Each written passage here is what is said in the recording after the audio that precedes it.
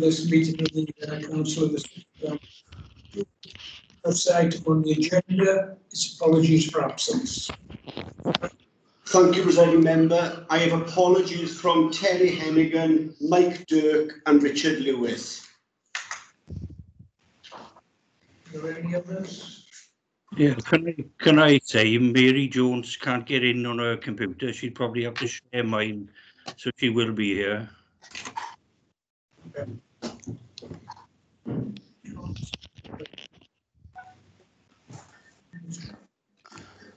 Item 2, disclosures of personal prejudicial interests. You've had the usual circular from the monitoring officer. Anything further to add? Yes, thank you, Presiding Member. There are 3 agenda items that I specifically wanted to bring to your attention tonight. I'll go through them each individually and ask for a block declaration after each item.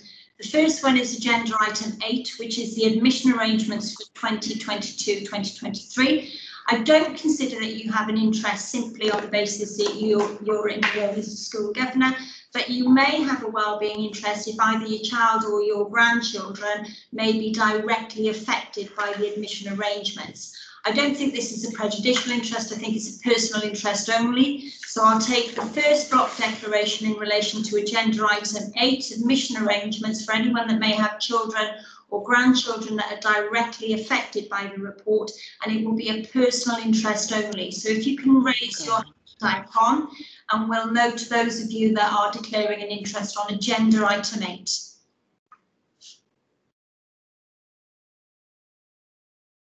Okay, we have a few hands raised. Is there anyone that's having any difficulty in raising their hand icon?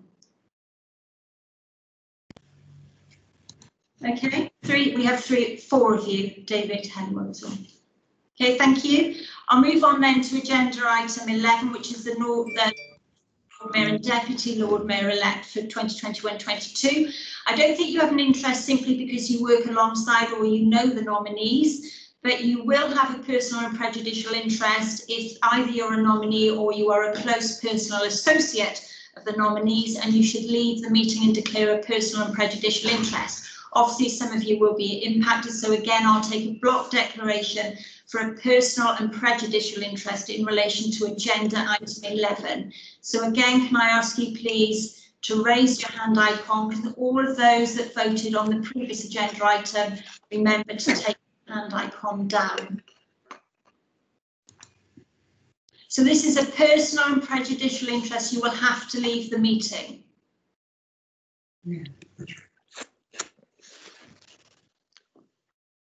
So again, can you take your hand icon down if you've got a legacy hand from the previous item? We've got Jeff Jones hand showing, Linda James showing, Mike Day showing, and Councillor Chris Holly. I've got a personal interest, but not a presidential. Personal interest in it. Chris, but not prejudicial. We'll come back to the debate. Okay. I'm the same, I think. Councillor Sue Jones, I got a person. No, not prejudice.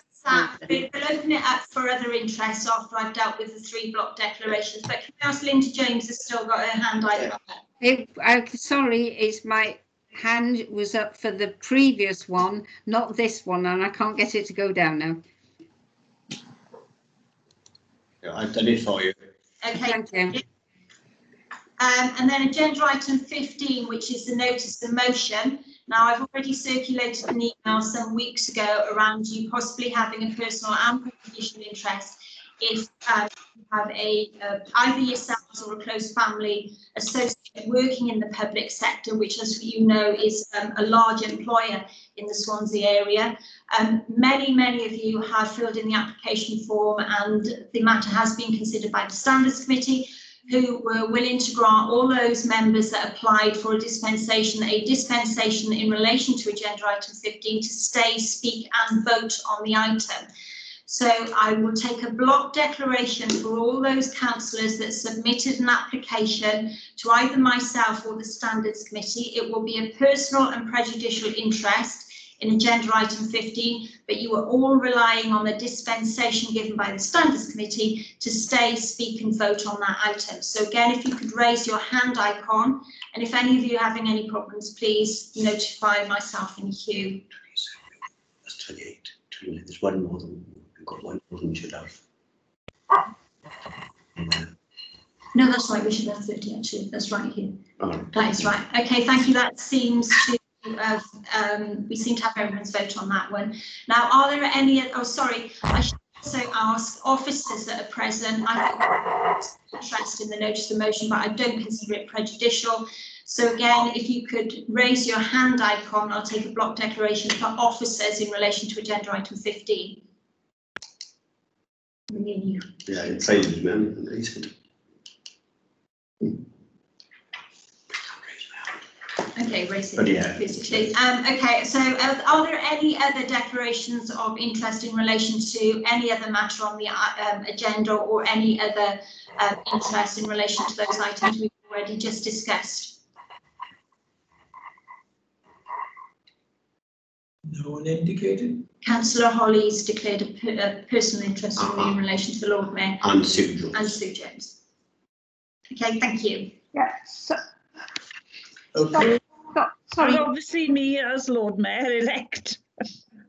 Yeah, but you did a personal and prejudicial. We've dealt with that, Mary. Yeah. I couldn't get my hand up in time. Mine would just be personnel as well and not prejudicial. And mine's personal as well. Carol. Okay, all clear. Tracy, mine is personal, not prejudicial, okay? Yes, we've recorded that. Thank you. And mine would be personal as well, Tracy. Sorry, who is that? Kevin Griffiths. What's your interest in? Personal. Yeah, in which item, Kevin? The Lord Mayor. Oh, okay. Okay, thank you. It's Linda James. I've got a personal interest as well. On agenda item 11. Yes. Okay. Get the blooming system to work. Is everyone satisfied? Have you all been heard? Yeah, Chair, I've got my hand up. I don't know if you can see it. I hope it's up. Is that Wendy? Yeah. Yes. I would have a personal interest in agenda item 11. Okay, let's move on then. Item 3 is the announcements of the presiding member. Yes. I haven't got I've got my hand up. I will declare an interest in the Deputy Lord Mayor and Lord Mayor. Who's this? Linda? Garrison. Okay, thanks. Clear now, everyone. Who needs to declare is declared. Anyone Linda needs to Jones trouble? makes his hand up. So, yeah. Linda, you still got your hand up, is it? Sorry, Councillor Linda Jones, which item are you declaring? It's number 6 because it mentions the Swansea Bay Port Health Authority, which I'm a member of the. Is it mentioned in the exit deal? Okay, thank you. I'm sure that there are other members of Port Health Authority who now will wish to declare. Yeah, I declare the same interest member of the Swansea Bay Port Health Authority, as I remember. Yes, and so do I. We'll take a block declaration on that as well then, if you can simply raise your hand icon. I want to declare as well on that. Okay, good on those.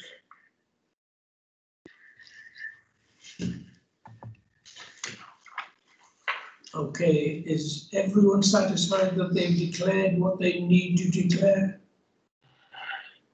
Yes. Okay, thank you.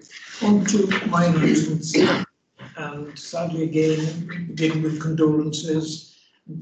Firstly, it's with sadness I refer to the recent death of Mrs. Thelma Child, and Thelma's the mother of the Lord Mayor Mark Child. It's sad that this is happening, but has happened. So yeah, our condolences are passed to Mark and his family. And then former Councillor Vernon Davis. It's with sadness I refer to the recent death of former Councillor Vernon Davis, Vernon represented the Brindlew, the Lochar and the Penrhyn wards for almost 36 years. He served on the Lochar Urban District Council from 1968 to 1974 at the Brindlew ward. He served on, excuse me, West Glamorgan County Council from 1973 until 1996 for the Lochar ward, and the sitting county Swansea from the 4th of May 1995 till the June 2004 for the Penrhyn ward. Vernon was a former chair of West Glamorgan County Council for the year 1988-89, and he was the former chair of the Education Committee. And those of you who remember Vernon as a character, I would say no more, one of the old-fashioned Labour stalwart characters, and yeah, man of his own right. So can I ask you to sit silently with your cameras switched off as a mark of sympathy and respect?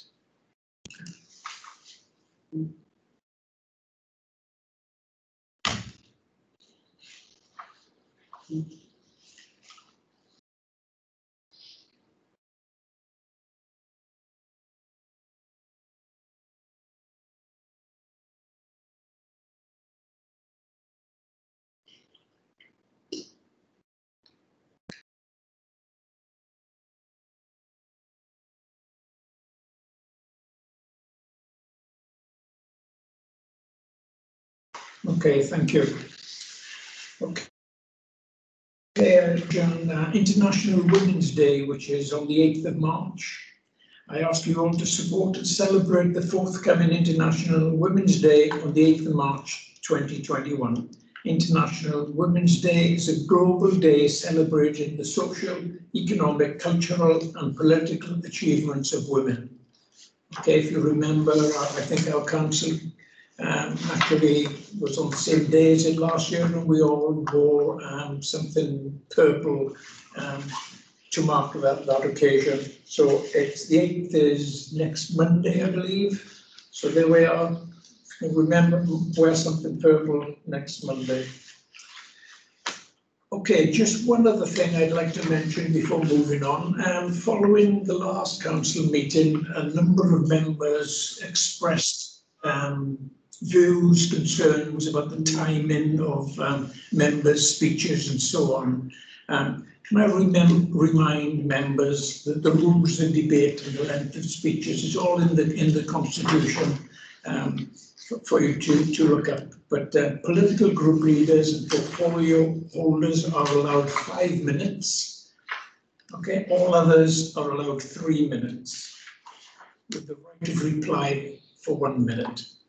Notices of motion, the mover is allowed 5 minutes, and the mover's right of reply for 1 minute. Councillors' questions, any supplementary question asked, you have 1 minute. And the reply for councillors' questions, cabinet members are allowed 3 minutes for their reply. Okay, I mean, I try not to stick to it too rigidly, but it was brought to my attention that perhaps I'm becoming a little too lenient, so I need to tighten a little up on the timings. Okay, that concludes my announcements. Next item is item 4, announcements of the leader. Councillor Stewart. Thank you, Chair. Just wanted to update members in terms of where we are with the vaccination programme. Members will know our numbers locally have continued to decrease, which is really good, and we are now close to the 50 per 100,000 threshold and the 5% positivity rate, both of which are important measures if we are to move to a less restricted tier or alert level within Wales. So that's all good news, and in no doubt in part to the continued efforts by our colleagues in the NHS to vaccinate our population. As of 2 p.m. today, over 108,000 first doses had been given, which is an excellent set of progress again, and over 14,000 second doses had been given. Since we last met, of course, both UK and Welsh governments have announced an accelerated programme for vaccination. And again, I will be circulating the updated plan from our health board colleagues in due course, which will give people an idea of not only when to expect their vaccination, but when to also to expect their second doses. But the plan, as reworked, means that we anticipate completing everybody in cohort 5 to 9 by the 15th, so first doses by the 15th of April, and then obviously everybody in the general population who's eligible by the 31st of July. So again, I'm sure everybody welcome that positive news in terms of the efforts being made by our NHS colleagues in the region. My second announcement, Chair, was just to welcome the announcements around additional funding for the city deal. That has been confirmed, and I had a conversation with officials later today, or earlier today, sorry, after the scrutiny meeting, where it has been confirmed that the accelerated funding will flow through to the city, and obviously that will help reduce the commitment in terms of the costs of and level of borrowing that is required by the councils over the period. So very good news, and we look forward to receiving that funding on the accelerated timeframe announced yesterday. And finally, Chair, very, very pleasing to join colleagues, fellow group leaders and others from across the council to sign the Race Council Cymru Zero Tolerance pledge earlier this month. That means that we are the first council in Wales to do so, and I'm sure all members will no doubt wish to sign this pledge in due course. It is open to all members to sign. Group leaders signed, I signed, and deputy leaders also signed, as well as champions and other cabinet members. So it is a commitment to tackle racism in all its forms and to stand up and make sure that we live the values that we would like to see in our society. And equally more pleasing to see certain groups having their YouTube account completely disabled in recent days due to the hatred that they were spreading in our locality. So good to see those actions being taken, and I'm sure members across the chamber will welcome that move. So those were my announcements today. Thank you, Chair. Thank you, Leader. Next item is public questions. Do we have any notice? There are no public questions, Chair. And no one in attendance. Okay. On to item 6 then. It's the EU exit deal implications for Swansea. And this is for information by the Leader. Thank you, Chair. I won't go through the report in detail. I'm sure members have read it, but I do want to draw members' attention to some key points that the report draws out. I just wanted to say that this report is not about reopening the debate around the vote to leave the European Union. That has now been put to bed, but it is about looking at the implications of what that vote now actually means and what the deal that has been negotiated by ministers in UK government means for Swansea and for Wales. I would draw members' attention to the Grant Thornton documents, which are referenced in the document that has been prepared for us today. That piece of work was commissioned by the WLGA and identifies some significant and some stark implications of the deal. Specifically, that while Swansea is not the most impacted area of Wales, it is still significantly impacted by the deal that's been agreed by UK government. And it is now clear that the deal that has been agreed will leave both businesses and the population of Wales as a whole and the people of Swansea worse off as a result. Chair, could I ask members to remain on mute? I'm getting quite a lot of feedback. You're on mute, please, until you go to speak. Within the documentation, it is clear that Wales will be some £1.1 billion worse off as a result of the deal that's been struck, with many impacts specifically being levied on the machinery and transport sectors of the economy in Wales. People will know that we have a great reliance on our trade with Europe, and in terms of the additional fears that we have coming out of COVID, having a Brexit deal that does not meet the needs of local business and local peoples is going to be something of enormous challenge. We are, as I've said previously, we are in a fake situation at the moment where, because of the hibernation mode that our economy is currently in, with large parts of trade either frustrated or at lower levels than we would normally see, we are not seeing the full impacts of the new barriers that exist between ourselves and our European trading partners. People will have seen stories in the press recently from the entertainment industry to the farming industry to the main industries across Wales that export to the European Union, all finding themselves in significant difficulties, having to fill out reams and reams of papers that they didn't previously have to do, which is causing delay and cost to businesses in Wales. As leader, I have to report to you that I am still to see any Brexit dividend for this council. It is something that I've continued to pursue along with other council leaders across Wales. We do have some information at the moment, though, in terms of what the current benefits look like. So let's take them one at a time, shall we? I mean, we know that UK government have announced the Levelling Up Fund, and that is to be welcomed.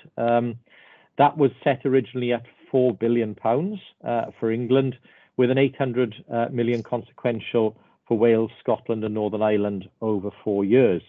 Just to break that down, that means that there's 200 million currently for Wales over a 4-year period, and amounts to just some 30 or so million for Wales as a levelling up contribution. That is simply offensive. It does not provide sufficient funds to level up the economies of the 4 nations of the UK. Levelling up must not be about just the difference between the north and south of England. It must be equally impactful for the economies of Wales, Scotland and Northern Ireland, and obviously our focus will be remain on the regional economy and the economy of Swansea. In terms of the Shared Prosperity Fund, we still do not have the detail on how that fund will operate. Many days now past the agreements around Brexit. What we do know is that the funds being allocated this year are significantly less than we would have seen had we have remained a member of the European Union. In terms of the exact figures, UK government have given a commitment over time to get to the £1.5 billion level that we were promised, but we have no timescale yet for achieving that. That means that whether it's the industry, farming industry, whether it's the local industry, whether it's the direct economic impact of support that was going into our economies, all of those numbers are significantly down on where we were promised. And remember, we were promised that Wales would not be a penny less worse off under the deal that was struck. I have to report that the numbers currently announced do not meet that pledge. So whilst there are opportunities, as the report suggests, for our economy in Swansea, and of course what we will be doing on Thursday is setting out our view about how we can support the local economy, not just to recover from COVID, but to face the challenges of a Brexit deal, which puts us on a worse trading relationship with Europe than we had previously. We will, of course, continue to support our economies. One of the such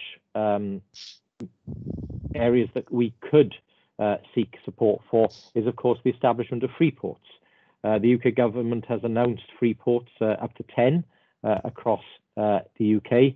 And again, we are seeking a free port to be established across the South Wales corridor, one that would cover from the ports of Pembrokeshire right across to Newport. And we feel that is important because obviously there's a potential for a free port being established in Bristol, and that would merely place an area where there would be tax incentives available to businesses to invest there right on our doorstep. Obviously, other areas that we would like to see funding come forward for as part of any levelling up or shared prosperity fund would be areas around transport. You'll know that we're working currently on the South West Wales Transport Initiative, the Metro for our region. And again, that is a modest ask at some 125 to 200 million compared to the several billions that are being invested over the border in HS2. So again, if we are to have levelling up, if we are to have a shared prosperity fund, it does need to be at a level which really gives our economy a chance to compete. So Chair, I just wanted to finish by saying, it's incumbent upon all of us to make sure that we continue to press UK government and Welsh government for fair funding following the Brexit deal. But of course, the introduction of the internal market bill does appear to remove a number of decisions that the Welsh government would normally take and place them back with Treasury. So therefore, it's incumbent upon us now to make sure that Treasury come through with the monies that they now control. And if that investment is to come, that it comes in a way that helps our communities. And just finally, on the Shared Prosperity Fund, of course, we had certainty with many of the European schemes, whether it be Erasmus, whether it be the funds that were helping our communities in terms of structural funds or others, that they would follow the areas of most need. There is no such commitment currently with the Shared Prosperity Fund. And again, it is important that when the details of how the fund will operate are released, that we don't end up in a bidding war, a race to the bottom, where we find that our communities miss out just because perhaps they don't have the level of population, which has been some of the thresholds set previously, where we've been in bidding competitions with funds available from Treasury and UK government. So there are some real risks in here. The Grant Thornton report, and I would urge you to look at the full report. There are extracts in the documentation. I would urge you all to look at the full report, because it does lay out in stark terms exactly what the implications of the current deal would look like. And I do hope that over the coming months and years that the UK government take the opportunity, whichever party happens to be in power, to improve upon the deal that has been currently signed. And I'll pause there, Chair, and obviously happy to come back and take questions as we go. Okay, thank you, Leader. Councillor Chris Holly. Chris, you're muted, Chris. I do apologise. I do support quite a lot of what the leader says, but I think the importance of this report is the conclusion, and that is the fact I think it's wrong. I think the conclusion, we haven't seen the results of what Brexit is likely to be. What we are saying is this is what Grant Thornton and other people are saying is the best estimation. When you start reading what's happening in other parts of the country, and you listen to people in Cornwall, you read what people in Cornwall are saying, you read what people are saying, even in the southeast, it is so much confusion and so much uncertainty. And add Brexit onto add COVID on the top of it. This could actually turn out to be a bigger disaster than even any of us who wanted to stay in the EU could probably consider. I did read the Grant Thornton report, Leader, and to some extent I agree quite a lot of what it's saying. I think it's not actually saying enough about the car industry. At one time, South Wales was blessed with lots of different companies with the car industry, and we haven't got that many anymore, and that's what worries me. We got Toyota Goside in Gosainan, which is an exporting company, and those are the things that worry me. We haven't really got a handle on that. I think the interesting thing about the creation of the free ports is what people seem to forget, that whilst you were in the EU, you could have a free port, but it had some restrictions on it. And I do wonder what a free port will be. If we have one in South Wales, I think the creation of three would actually be better than one, because you have distinctive cargoes coming into each one of those particular ports, which could be used as a free port. So an example, Newport has a very big car terminal where it's loads and offloads cars. So that is one. Cardiff as a general cargo, we have considerable amount of chemical and coal and other general dry cargo. So I think there is that.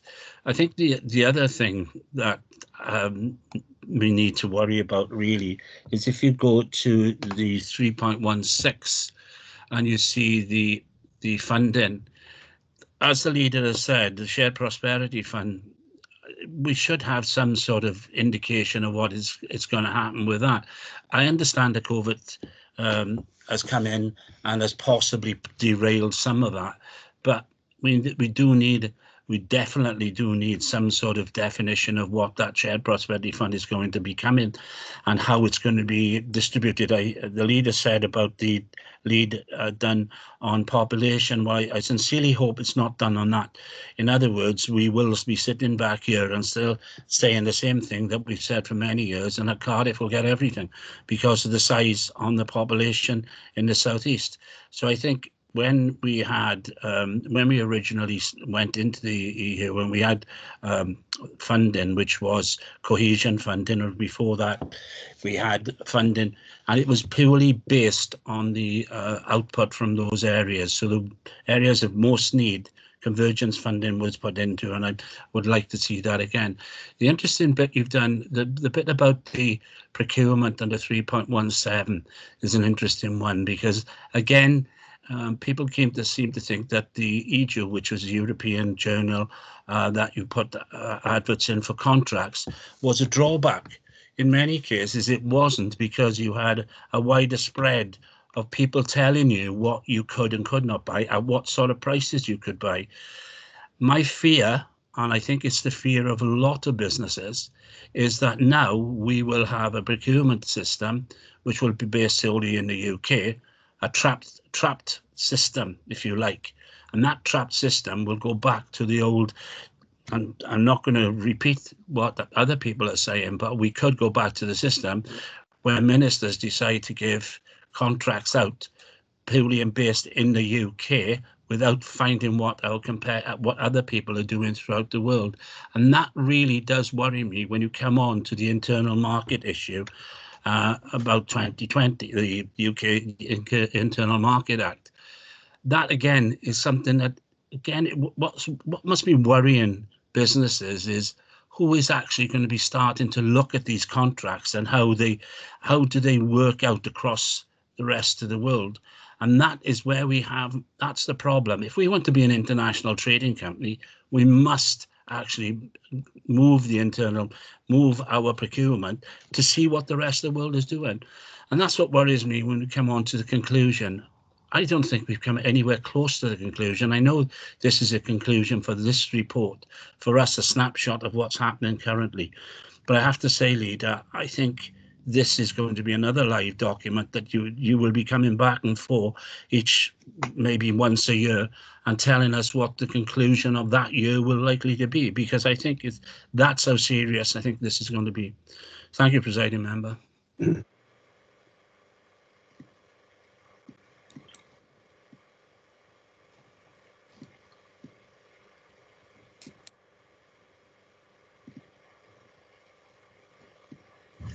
On mute. Sorry. Sorry. Hello? We can hear you, Lyndon. You've gone back on mute now.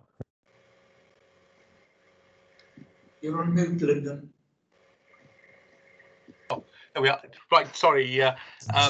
Can I say, it obviously goes without saying that we want the best for Swansea, but there are real opportunities as well on trade and in the port and so on. But it's not as well as other people see us. Germany are saying that, as it was reported in The Guardian this week, that they envy us because we will be removed from the shackles of Europe and we can really get out there and get trading and so on. And one real Brexit dividend we've had in Swansea and throughout Wales and the UK and it's quite simple: the vaccination. Because had we been part of the European Medicines Agency, which the European countries are, we would have been like France, 3 million people vaccinated. In Germany, 6.2 million people vaccinated, not 20 million people, and nearly 1 million people on the second doses in the UK. And in Wales alone, we'd be over 700,000 people less people vaccinated had we been part of that deal and in the EU. So that is a real Brexit dividend for the people of Swansea, without any doubt. But as I say, it goes without saying, we need to make sure that we exploit the opportunities that we get from it through trading, and that is something we need to be excited about and get out there and do it. But if we take a negative attitude, well, we're not going to get there. You know, we just need to get out there. But I'm listening to the same voices, really, in a negative way that we heard when we were talking about the referendum result. And whilst we don't want to go back over that, that's the enthusiasm I'm seeing for people for this great opportunity that we have for Swansea and Wales and the UK. Thank you, Lyndon. Now, then, Councillor Peter Jones. 3 minutes, Peter. Yes, thank you, Presiding Member. One of the negative consequences of our leaving the European Union has been that we're no longer members of the Erasmus International Student Exchange Scheme. And this has implications, of course, right across the country, including here in Swansea, and in particular for modern languages students at our university here in Swansea. I know this. My wife, before retiring, helped to run the Erasmus scheme as a professor of modern languages. And indeed, many years ago, my son spent a year in Spain, in Zaragoza, under the Erasmus scheme and benefited enormously from it in terms of his fluency in Spanish. We are told that as from September this year, Erasmus will be replaced by the UK government with a scheme named after the former mathematician Alan Turing. Okay. Moreover, we're told that this will be global, presumably part of this government's global fantasy idea, and that it'll be open to all subjects, not just to modern languages students. That sounds fine in principle. Only £100 million has been set aside at the moment, however, I understand, for it. The scheme will not be as comprehensive as is the case with Erasmus. It's unclear what costs it will actually cover. And it's unclear, for example, whether it will include tuition costs, which of course are fundamental for students wishing to study outside the United Kingdom. Now, this is disastrous. We've got falling student numbers in schools wishing to study modern languages, Spanish, French, and the rest. And they're going to be further disincentivized, if you like, from taking modern languages courses if they see when they get to university that they're no longer going to have their tuition fees paid for studying abroad. They have to meet additional costs. It's going to be a situation in which only relatively wealthy students are going to be in a position to study overseas, and this will be appalling. But if that's not bad enough, Presiding Member, the scheme, or rather the Turing scheme, will not pay for students to come into the United Kingdom from EU or other parts of the world. And that was one of the great benefits as well of Erasmus, that it brought in students from other European countries to benefit from UK education, and then hopefully to go back to their own countries with a positive view of the United Kingdom, including Swansea, and a determination to promote Swansea and the United Kingdom in their own countries. So what we're going to be given is an unfortunate decline in the exchange of students and the teaching of modern languages that will not be good for Swansea University and will not be good for Swansea. Thank you. Mark Child. Thank you, Presiding Officer. Well, in my view, Brexit is the single biggest change in Britain for 50 years or possibly more, possibly since, in my view, the NHS was set up. the NHS has undoubtedly been a massive positive, and we only need to look at this last year how successful the NHS is, including the vaccination programme, as Councillor Lyndon Jones pointed out. But the change for Brexit may well be a lot harder to provide evidence that it's going to be that loved and that successful in 50 years' time, let alone now. I think the forecasts say, the estimates, and the one in front of us today sort of backs it up, that we're going to be a smaller UK, whether it's a smaller in our wealth, a smaller in our influence, or possibly even a smaller in our size. And if you look at Northern Ireland, maybe we started being that already, which is half in, half out. What Brexit has done is move power from Europe to London, and that was what it was designed to do. But I think the people that have moved it to London are looking for where else they can move power from to London. And one of the places they're looking at is the Senedd. And you've got the same people arguing for Brexit and now arguing for the abandonment of the Senedd or reducing powers in the Senedd, which is the beacon of our democracy in Wales, and something that we should be very proud of. And part of that is done by the way that the funds, as the leader started speaking about, the funds are going to be allocated. In the past, we've operated with the European funds in a spirit of cooperation and evaluation of need. Whereas it's worrying to me that the prospect is that we'll be allocating funds in future on the basis of some competitive process, which doesn't seem to be the way we want to do things in Wales, the successful way we've done things in the past. So I think we need to be very careful about that, and a competitive process run from London, not from Cardiff as well. So I think we need to look at what are the opportunities. I mean, there will be an opportunity for us to eat more fish, because of the trouble we're getting shipping fish to Europe now. But it's thin gruel, the deal that we've got, on the scale of where we were to a no deal. It's much closer to no deal than where we were, with all the added bureaucracy and difficulty and challenge there is to businesses and all other aspects of life, like education and such, like, as Councillor Peter Jones mentioned. So what we need to do is we've got to build our relationships with cities and regions in Europe and wider afield. I know it's something that we've been doing, but we've got to try harder, and we've got to follow what we've been trying to do as far as our economic policy, as far as our social policy in Swansea has been for a number of years now, is to be the best Swansea we possibly can and put Swansea on the global map. I think we are being successful. This is another not roadblock, but hopefully we'll get over it. So a lump in the road that we'll try and get over. But I think that's what we're going to have to do. Carry on doing what we're doing now. Only we're going to have to do it harder to get the same success.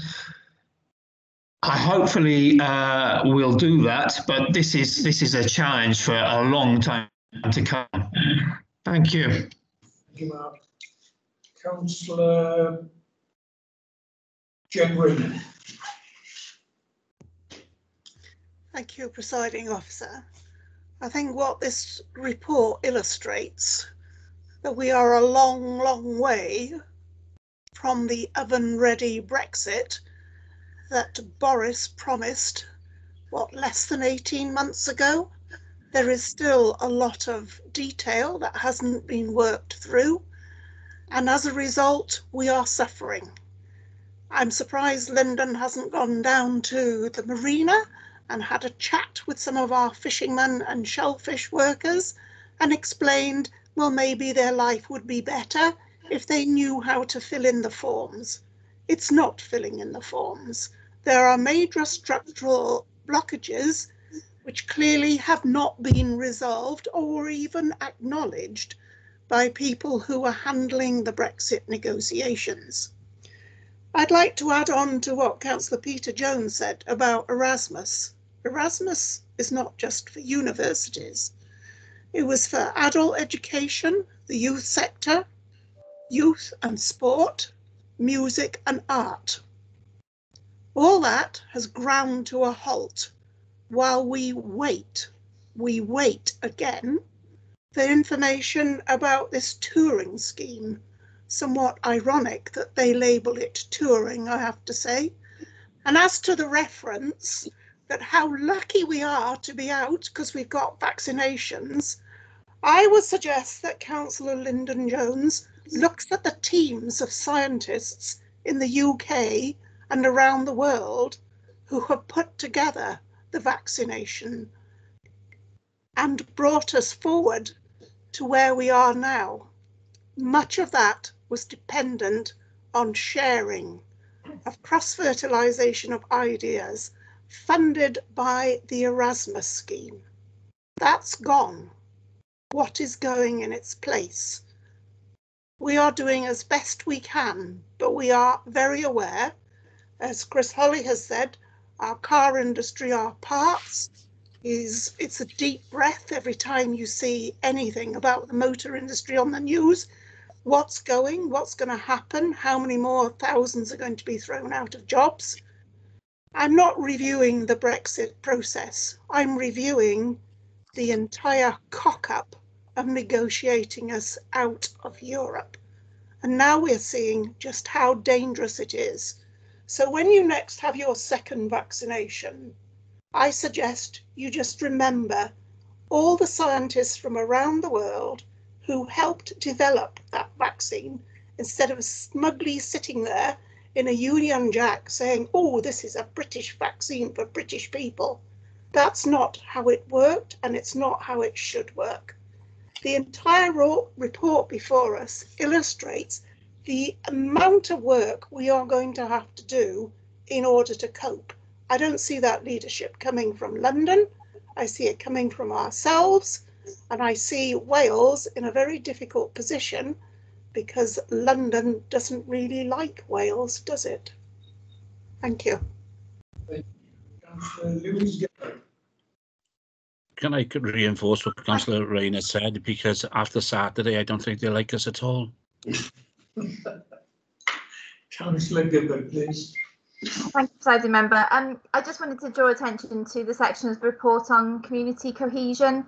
As Councillor Jones and Councillor Rayner have already pointed out, the sad loss of the Erasmus programme and the huge benefits to our local community that international students play.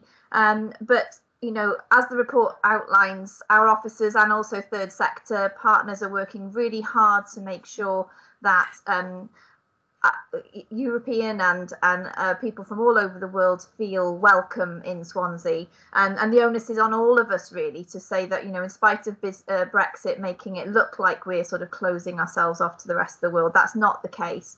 And Swansea is a city of sanctuary. We are a warm and welcoming place, and really I'm concerned about the impacts of Brexit. You hear some horrible stories about children in the streets being told to go home now that they're not part of Europe anymore, and that's not the kind of society that any of us want to live in. So I say the work goes on, and we are doing that work, but when we want to make sure that we're not sending that message of closure to the rest of the world.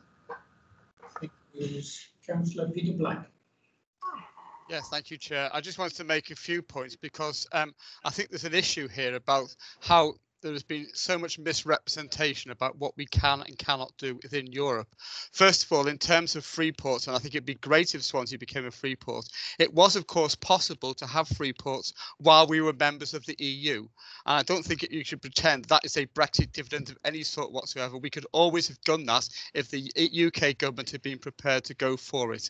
Secondly, in relation to what Lyndon said about vaccines, of course, we always had the option, even inside the EU, to do our own programme on vaccines, and we could easily have done exactly what we've done now if we had stayed in the EU. Getting the remarkable success of the vaccination programme, not taking anything away from the UK government here, but the remarkable success of the vaccine programme could have occurred inside or outside the EU because we always had the freedom to do that. And the last point I wanted to make, Chair, is we've got the budget this week. I'm looking forward to the extra £350 million a week being given to the NHS in that budget now we're out of the EU. Thank you, Chair. Thank you. Councillor Linda Taylor-Lloyd. Oh, hello. Yes, thank you. Last night I couldn't sleep, so I was reading the Erasmus report, and I made some quick notes because I want to be positive here, and I wanted to ask some questions. Bearing that because I thought that there's no point in being negative, we must be positive. Because Erasmus, we're losing half the funding. Are there steps being put in to see what is going to go and where we can use the money more efficiently? How will the scheme be promoted for the less advantaged students, and how will it help future employers for employment for young people? Has any discussion with local universities about the new scheme taken place? And how will it, and in this scheme, will it favour any particular areas of study? I would really like, never mind rhetoric, I would like some answers to these questions. I know that this is all very new at the moment, but I think that we need to get to the ground floor. Thank you. Thank you. Councillor Elliott. Yeah, thank you, Presiding Member. It's very interesting to hear Councillor Linda Jones refer to the European Medicines Agency as leaving as a Brexit dividend. That agency took very highly skilled work, was a world leader in evaluating medicines on behalf of the whole EU, something that was very well recognised. Lots of very highly skilled people were involved in that work from various places across the UK. That, of course, has now left and gone to Amsterdam because of Brexit. 900 jobs went with it. Many of them highly skilled jobs in the pharmaceutical industry and in research. So I don't really think that's something to celebrate. And I completely agree with Councillor Black that we could have achieved what we have done within the EU. And actually the success of the vaccination programme is not just that of the UK government and of Brexit, it's the success of those frontline workers who are doing everything they can and devoting all their hours of the day to making sure people are getting the vaccinations that they need, and obviously everyone else that goes behind that. Thank you. Thank you. And last but not least, Councillor Bridget Rowlands. Bridget. Thank you, Presiding Member. I note from the report that agriculture is mentioned and the impacts that this will have for the Swansea area. Sadly, the Welsh Government are currently proposing a whole whale nitrate vulnerable zone a necessity at the moment, or is this just a political point scoring exercise by the Labour-run Welsh Government? Many farmers in Swansea would sadly say the latter. All of us within the farming community in Wales are astounded at the timing of this announcement from the Minister, Lesley Griffiths. Time and time again, she's promised that no decision would be made on NVZs until the COVID crisis has ended. And I believe that they're voting on this tomorrow. Along with other hill farmers that run suckler cattle, we are now facing the very scary prospect of being able to no longer viably run a commercial herd. And this will affect many, many farms within the Swansea area. The margins are already tight enough within the beef sector, with the added cost of implementing this needless infrastructure to comply with the rules. Many farmers across the country will be forced out of business, and the politicians in Cardiff need to understand the repercussions that this decision will have. I wholeheartedly agree that one environmental accident is one too many. Every farmer will undoubtedly want a sustainable and clean environment for future generations. The problem is that these new regulations will not deter future accidents if the evidence of the NVZs is anything to go by. With the elections coming up, I strongly advise politicians to remember that the food and drink industry is worth 7.5 billion to the Welsh economy, with farming underpinning it all. These NVZs will cause many casualties to the farming businesses, and the waves of this will, in fact, turn and affect the nation's economy. Sadly, NVZs hail from the EU Agricultural Bill, And this Labour-led Welsh Government want to penalise farmers in Wales because of the way they voted for Brexit. Good farmers from within City and County of Swansea are the best custodians of the countryside, and they should be supported, not jeopardised. Please be positive and get the most out of this for our residents. Thank you, Presiding Member.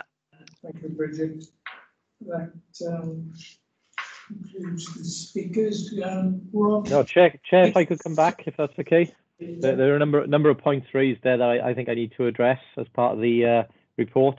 Perhaps if I go to Councillor Bridget Rowlands first. I'm quite amazed, really, that Bridget Rowlands comes to the defence of farmers.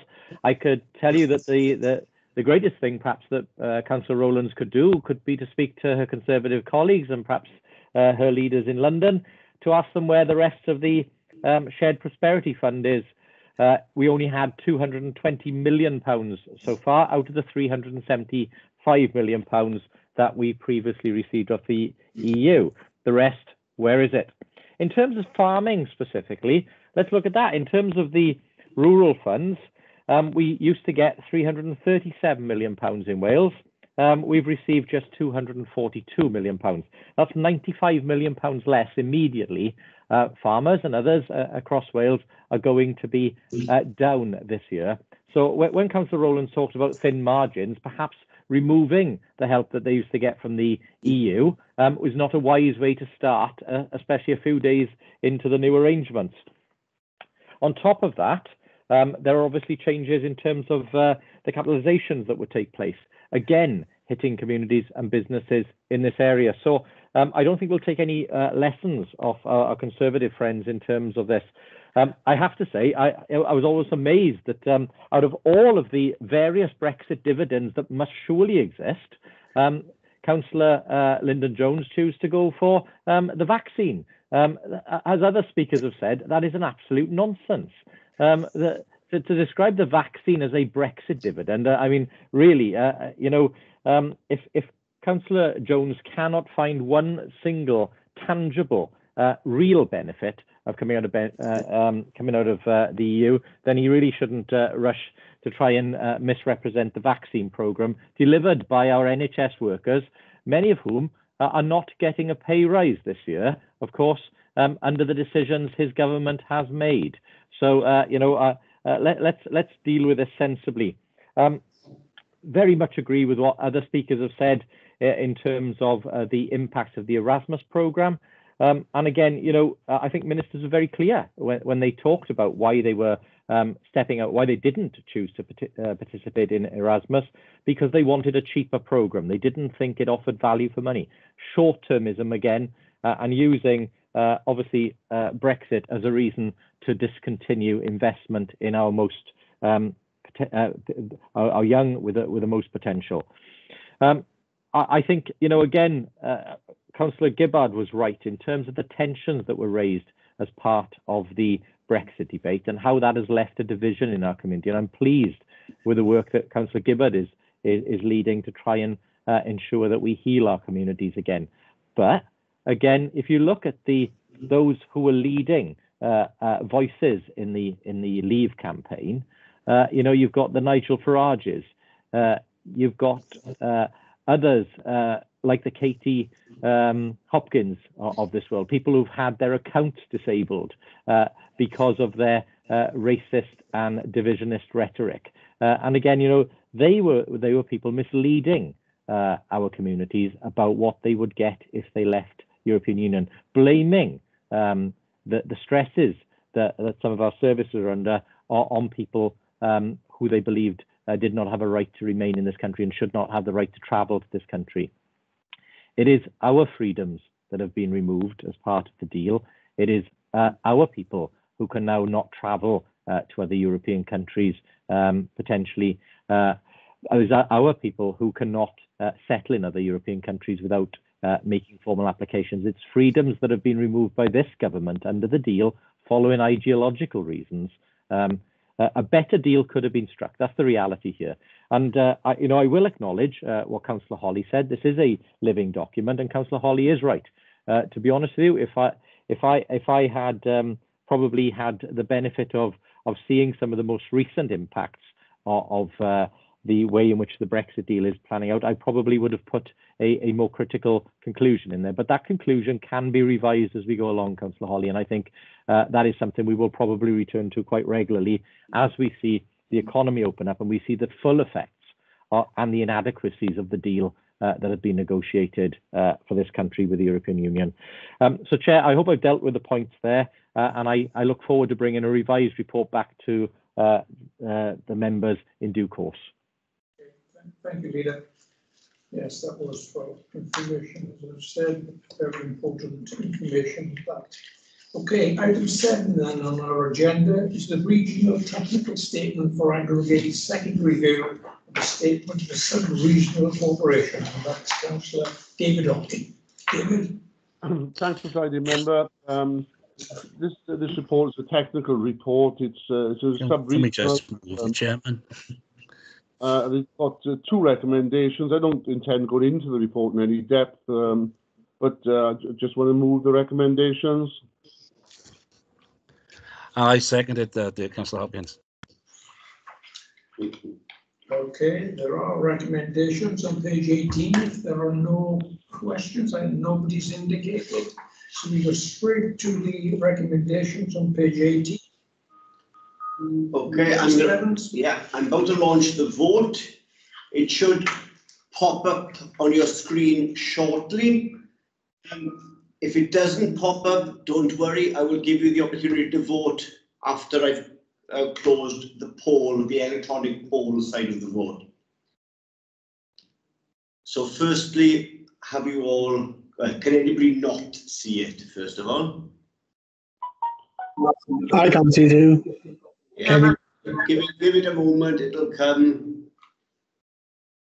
I'll give you all a little bit of time. Mine still isn't up. No. Okay, I'm going to close the poll.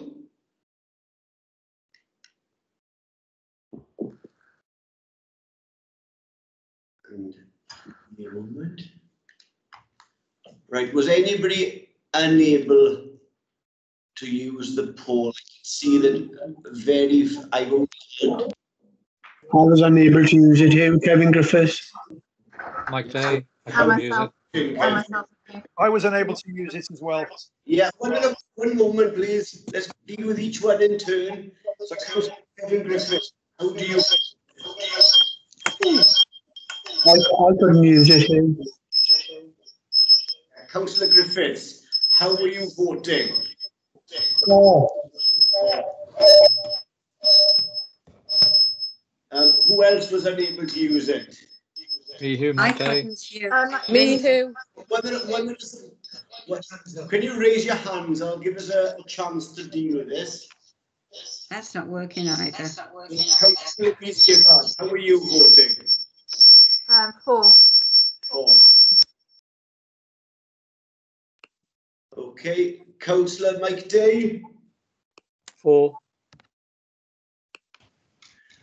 Councillor Christine Richards. I voted 4, but I'm not sure whether the vote was recorded. Okay, Councillor Gordon Walker. 4. Councillor Linda James. 4. Councillor Will Thomas. Against. I've got Councillor Nick Davis. 4. Okay, I can't. Sorry, where's Wendy Lewis? Oh yeah, sorry, Councillor Wendy Lewis. Apologies, I missed you. 4. Okay, is everybody happy they've cast their vote, please? Okay, I can declare that vote went with the recommendation. Thank you. Okay, thank you. 8 is admission arrangements 2022 to 2023. Councillor Jen Rayner. Jim.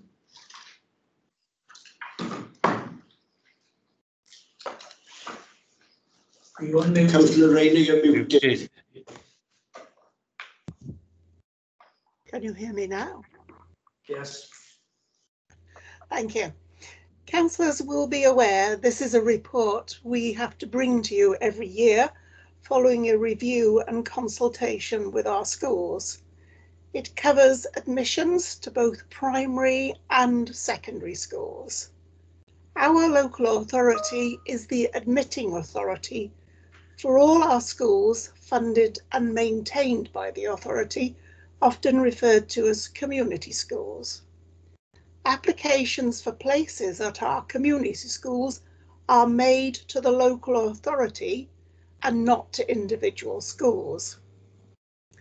The admission criteria to voluntary aided schools, and in Swansea that's Roman Catholic and Church in Wales schools, is decided by their governing bodies. And I am really pleased that Swansea and Wales does not have academy schools or free schools. Paragraph 2.1 of the report explains the role of the admission number and the Welsh Government formula, which is based on the area within each school. The admission numbers for our schools are shown in Appendix G, that's primary and secondary. Paragraph 2.4 reminds us that there is no guarantee of a place just because you live in the catchment area of a school if the applications exceed the admissions number. And further in the report, we are reminded of the limits to class sizes in our primary schools. Each of the appendices, and the real meat is in the appendices, includes the order of priority should there be oversubscription. Can I draw your attention to the provision for children looked after by the local authority, including previously looked after children? That means those who have been adopted or who are in the care of other family members now, and pupils with statements of special education needs. And in the report, paragraph 8.2 explains that the terms special education needs and SEN will soon be changed because of the new act that is coming into force now, but they were correct at the time of going to print. And we have to remember in the report that there is information on when transport will be provided if a child has to move out of the catchment area, not because of parental choice, but because there is no spare capacity within the catchment area. Any waiting list is held by the authority, not the school, not the head teacher. And I think this places our heads sometimes in a difficult position because parents will turn up and say, oh, have you got space for my child? How many have got in that class? And in all innocence, the head will say, well, we're not quite full, but they don't know how many are on the waiting list until they check, because another child might be coming down the pipeline towards them. The right of appeal is included in each of the appendices, but not for nursery places, which is a part-time provision in Swansea. Can I also draw your attention to the council website, excuse me, which includes a lot of useful information for parents and families and a booklet on applying for school places.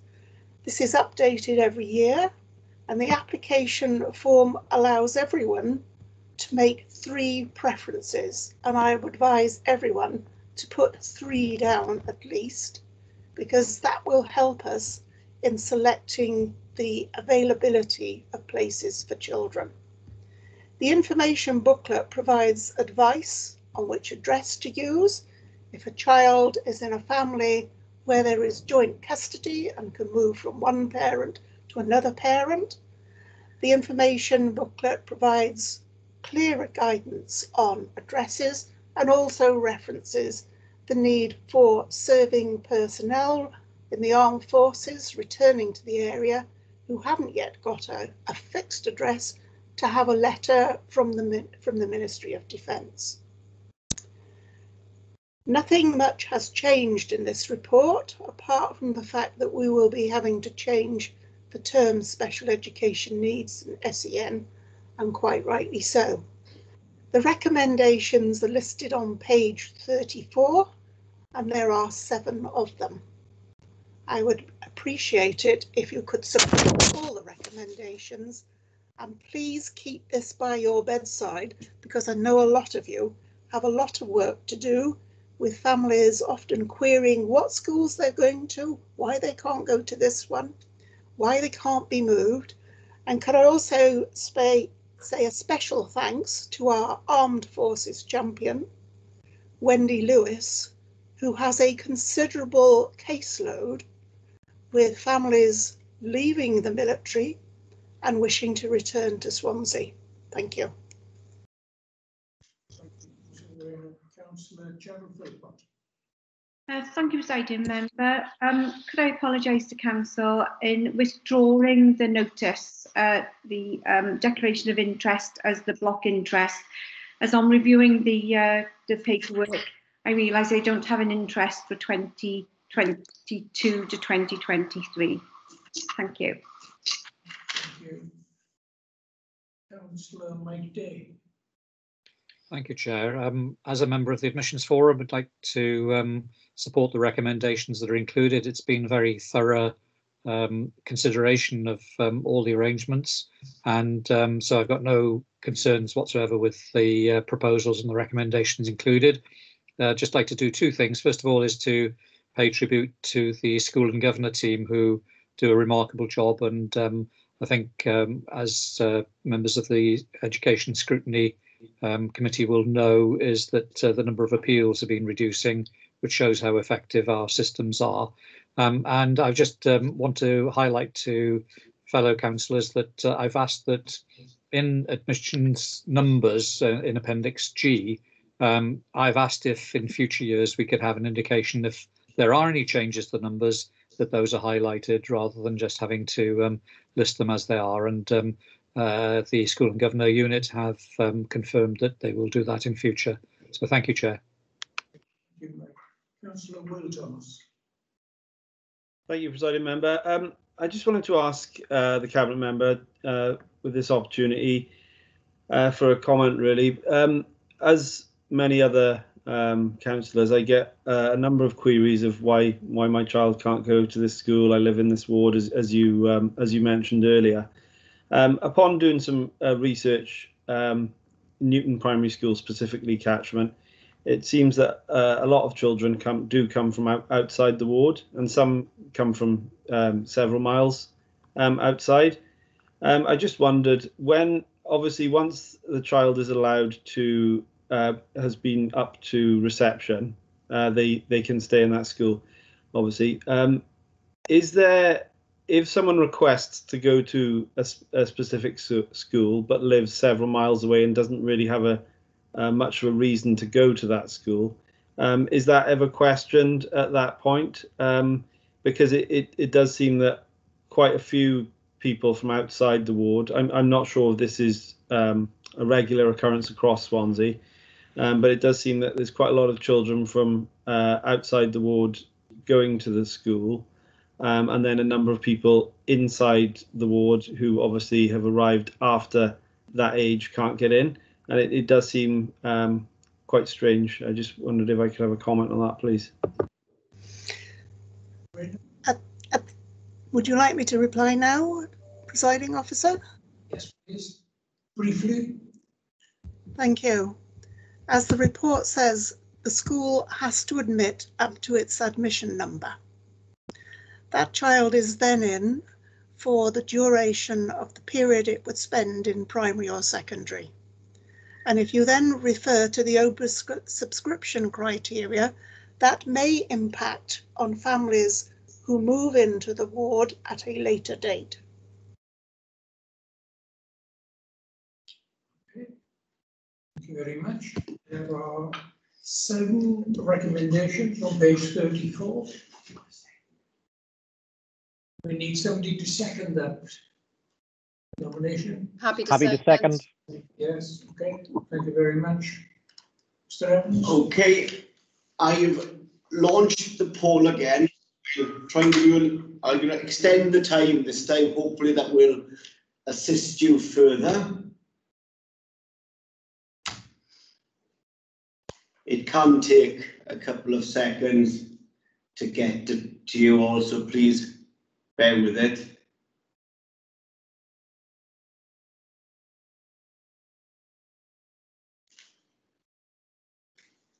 It also shows the number of people who vote, number of votes cast, if you've noticed down bottom left hand corner.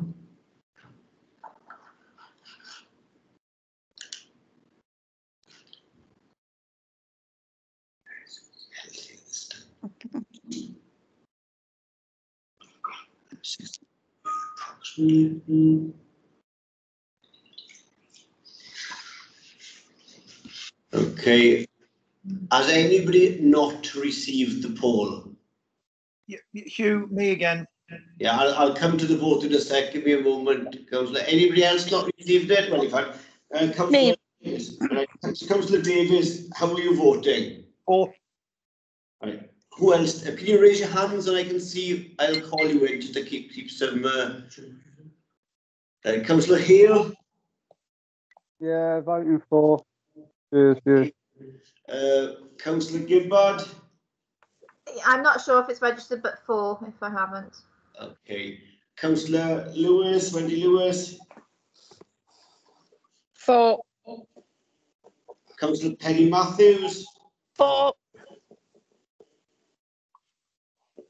Councillor Gordon Walker. 4. Okay. I'm going to close the electronic poll now. What are we?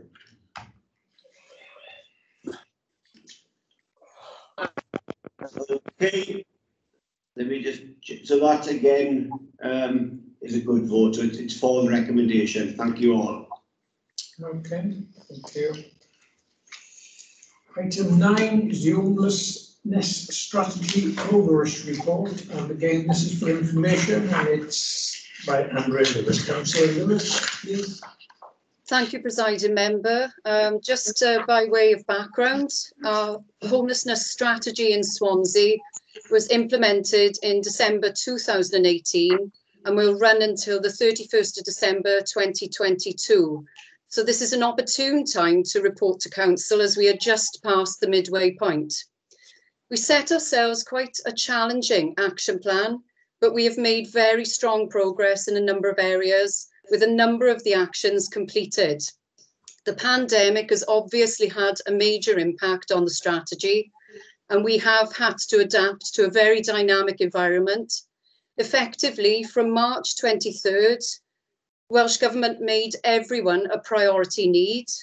And in many ways, this has had a positive impact, particularly around tackling rough sleeping and getting people the support that they desperately needed. Partnership working has never been better, and the Council and our public and third sector partners have worked together incredibly well during this challenging period, and long may that continue. That said, we anticipate a very challenging couple of years with considerable uncertainty as to what the long-term impact of the pandemic will be. So just some of the key achievements to date. Prevention of homelessness has remained high with a success rate of over 70%. B&B occupancy levels are currently high. During the last 12 months, the average people in B&B has been anywhere from between 70 and 90, and we are seeing a gradual increase in numbers at this moment. We have 95 single people in B&B at this time. Since last April, we have supported over 300 people into temporary accommodation. I'll say that again, Presiding Member. Over 300 people have been supported into temporary accommodation, which I hope members will appreciate is no mean feat. Rough sleeping has seen a dramatic turnaround. At present, we are seeing on average 1 to 3 people out per night, compared to approximately 20 to 25 at the start of the strategy. Indeed, at times during this past winter period, there were no rough sleepers for the first time in at least 15 years.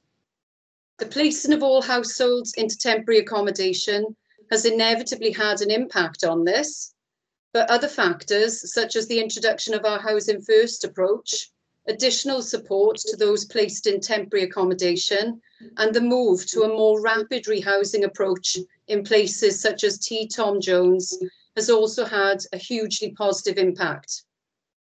So what are the next steps moving forward? The pandemic has certainly given us a lot to think about and a number of areas to concentrate on. Some of the actions within the strategy may need to be revisited and refined. There will definitely be a greater focus on moving people through the system as quickly as possible with the right support in place. So as part of the additional uplift of 4.4 million on top of the 14 million that we received from Welsh Government last year in Housing Support Grant, we are looking to increase capacity in Housing First and focus on a rapid rehousing approach. We will work alongside our partners in health, housing associations and the voluntary sector, as well as our own facilities department, to ensure that we meet the needs of the most vulnerable. The uplift in Housing Support Grant is certainly going to give us the opportunity to strengthen in areas where we foresee there being pressures over the next few years. Whilst we are very much focused on tackling rough sleeping, we must also recognise that we are currently seeing higher levels of homelessness representations from a number of areas: domestic abuse, youth homelessness, mental health and substance misuse are key areas being focused on with the plan. However, rapid rehousing can only work if there are properties for people to move on to. This is probably our biggest challenge, with demand continuing to outstrip supply, hence the gradual increase of numbers in B&B. We desperately need to meet the significant deficit of affordable homes and social housing across Swansea to help bridge the gap. The Phase 2 capital programme will take some time to deliver, and it's important to acknowledge that this is very much a joint effort with our partners, but it's hoped that the increase in one-bedroom properties later in 2021-22 will go some way to alleviating some of the pressures on B&Bs that we are currently seeing. We recognise more work needs to be done in this area, and we will be working closely with our housing association partners and private rented landlords to increase the supply of affordable one-bedroom properties over the next few years. It is also of critical importance that we encourage the delivery of more affordable homes from commercial developers across Swansea to help increase supply. To sum up, Presiding Member, excellent progress has been made with the homelessness strategy to date, with some of the strongest partnership working we've ever seen, and we will continue to build on all the fantastic work, but we also know that there are some tough years ahead of us, particularly post-pandemic. I would like to place on record my thanks to all our housing staff on the front line and back office, and also to express my sincere appreciation of all our public, private and voluntary sector partners who are doing an outstanding job during extremely difficult times, with their efforts focused and often going above and beyond to help some of our most vulnerable people in Swansea. Presiding Member, I realise this report is for information only, but I'm more than happy to take any comments or questions. Thank you, Andrea. Councillor Peter Black. Yes, thank you, Chair. Can I first of all start by sharing Councillor Lewis's thanks for the extraordinary effort of staff and the Council's voluntary sector partners in meeting the challenges, not just of homelessness, but the challenges thrown up by this pandemic in terms of those people who are presented as homeless and those who are sleeping rough. I think the achievements are quite remarkable and they are set out in this report, and I think we've done a huge and brilliant job in dealing with them. Having sat through through or taken part in at least 2 housing bills as an Assembly member, being told what we could and couldn't do with homelessness. It's interesting how a crisis like this does sharpen minds. It does produce the resources which we need to try to deal with this problem. I'm just hoping that once we come out of this pandemic, those resources will continue to be available, and that we will have the necessary statutory backing to actually try to eliminate the need to be homeless as much as possible throughout the city and the rest of Wales. And I think that needs to be put on record. Just one question really. In the report, you refer to the need for a solution centre to provide improved facilities for Swansea, for people who are sleeping rough in Swansea, was identified as an action in the strategy, but of course that has been rethought as a result of the pandemic. There is some hint that maybe that might be placed into T. Tom Jones, which is another success story, by the way, in the future. I'm just wondering what your thoughts are around this solution centre in the future, and whether you do have any views as to how that will be taken forward once we come out of this particular crisis. Thank you, Chair. Thank you. Councillor Wendy Fitzgerald.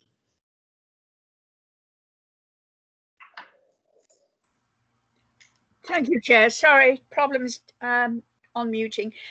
Thank you for the report you gave. I can see from what you have said, there has been a tremendous amount of work done to deal with the problem of homelessness, and I think all those involved need to be congratulated.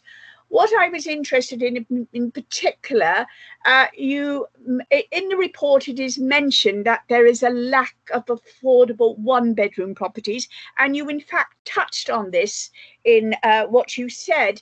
And I think you indicated that there was going to be an increase in one-bedroom properties in the next year or so. And I wondered if you could indicate how many new properties, one-bedroom properties, are likely to be available and where these are going to be. I have a number of social housing properties in my ward.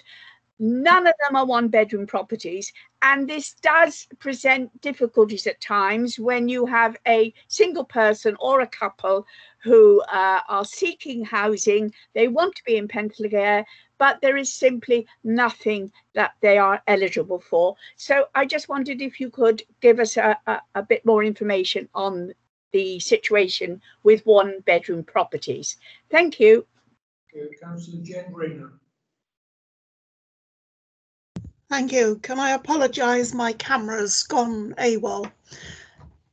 Can I begin by congratulating the Cabinet member for the massive team effort that has gone into the work on homelessness and rough sleeping during the pandemic. Now, I know she and many of us are concerned about the impact of homelessness on children, especially their education. Become homeless, you often see attendance just drop away. I wonder if she could tell us what the situation is at the present time about the number of school-age children in B&Bs, because for many, many years this has haunted us ever since, cast your mind back some considerable time now, to the showing of the film Cathy Come Home. Devastating impact on families. Do we have any children in B&Bs at the present time? Thank you. Councillor Lyndon Jones. Thank you, Presiding Member. Could I thank the Cabinet Member and thank her for her work in this, because it's something that I have taken an interest in since I became a councillor. And I know I met up with the officers and they created an action list, and I said absolutely the right thing to do. It was a really ambitious action list, I have to say, a really ambitious one, but I said it's good to have that, and as you tick down that list, that is absolutely excellent that we're getting through it. It will be challenging, but nevertheless, it's great to have that list that we're actually delivering on, and I think that is important.